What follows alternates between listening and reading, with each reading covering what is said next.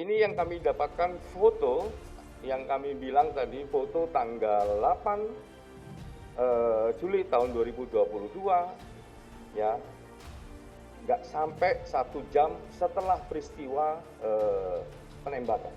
Ini posisinya. Ini mohon maaf kami blur karena itu prinsip, salah satu prinsip yang ada dalam hak asasi manusia. Kita nggak boleh melakukan inhuman degradating treatment. Jadi itu posisinya. Nah, ini salah satu contoh yang tadi Pak BK bilang sekian ratus gambar, tangkapan gambar atau foto. Nah, ini yang salah satu yang kami dapat. Ini terjadi, foto ini diambil tanggal 8 bulan Juli tahun 2022, kurang dari 1 jam pasca peristiwa penembakan.